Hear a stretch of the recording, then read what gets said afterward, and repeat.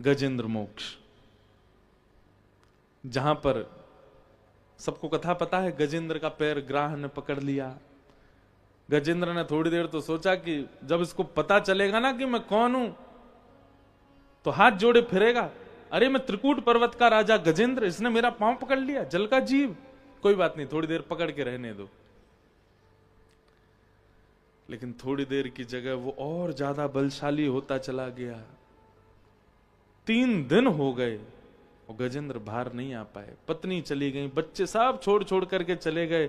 गजेंद्र को वास्तविकता पता चलने लग गई, संसार में जिनके लिए मैंने सब कुछ किया, आज मेरी विषम परिस्थिति आई तो सब छोड़ के चले गए मुझे, यहां कोई नहीं है अपना। तो गजेंद्र जो था वो अपने पूर्व जन्म में इंद्रद्युम्न नाम का एक राजा था। बहुत ध्यान से सुनिए, इंद्रद्युम्न नाम का राजा था और उस राजा के वेश में उसने अपने ठाकुर जी के लिए इस स्तुति को बनाया था, गजेंद्र मोक्ष स्तुति को।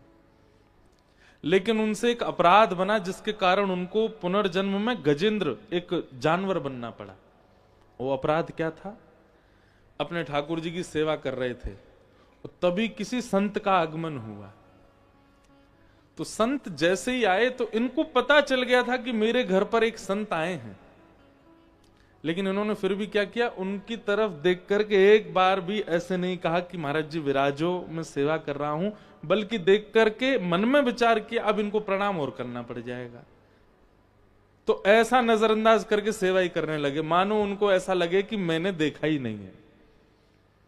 और इस वैष्णव अपराध के कारण, सोचिए कितनी छोटी सी बात है ये, कि आपके घर कोई महापुरुष आए और आपने उनको देख करके 1 मिनट के लिए बस नजरअंदाज किया, और सेवा करने के बाद इंद्रद्युम्न राजा ने, किसी सेवक ने जगह, वो संत आए, अच्छा अच्छा अच्छा, अरे महाराज जी मैं तो पहचान ही नहीं पाया, आप पधारे थे, जबकि वो जानते थे कि आए हैं। और इसी अपराध का दंड मिला उनको कि उनको पुनर्जन्म लेना, मतलब दूसरे जन्म में उनको गजेंद्र बन के आना पड़ा। गजेंद्र बन के आए, जब ग्राह ने पकड़ लिया, परिवार सब छोड़ के चला गया, 3 दिन तक कोई निकाल नहीं पाया। तब नेत्र बंद करके उसने मन में विचार किया कि मैं किसके लिए आया हूं पृथ्वी पर, कोई मेरा नहीं है। हे नाथ, मेरे पूर्व जन्म का कोई संचित पुण्य तो होगा मेरे जीवन में जिसकी वजह से मेरा जन्म हुआ है। कृपा करके उस पुण्य के फलीभूत ही मुझे कुछ आस्वादन कराने का अवसर दीजिए। तुरंत गजेंद्र को अपने पूर्व जन्म की रची हुई वो स्तुति याद आ गई और गजेंद्र ने गाई। गजेंद्र मोक्ष स्तुति में किसी का नाम नहीं है, ना इंद्र का नाम, ना देवी का नाम, ना देवताओं का नाम, ना महादेव का नाम, ना ब्रह्मा जी का नाम।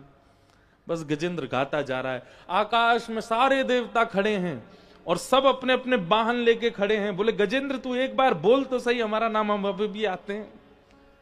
गजेंद्र ने किसी का नाम नहीं बोला। इतने में नारायण खड़े हुए, गरुण जी को बुलाया, इधर आओ।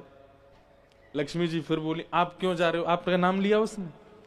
देवी, लावारिश स्तुति है और लावारिश पे मेरा अधिकार है, उसमें किसी का नाम नहीं है, इसका मतलब वो मेरी है।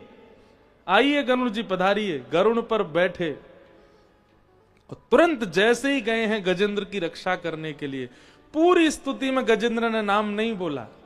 अंतिम श्लोक में जैसे ही गजेंद्र ने आकाश में देखा, शंख चक्र गदा पद्मधारी साक्षात नारायण रक्षा के लिए आ रहे हैं, तब गजेंद्र ने उसी सरोवर के पुष्प को तोड़ के ऊपर की ओर किया और अंतिम स्तुति अंतिम श्लोक में कहता है, नारायण खिल गुरु भगवन नमस्ते।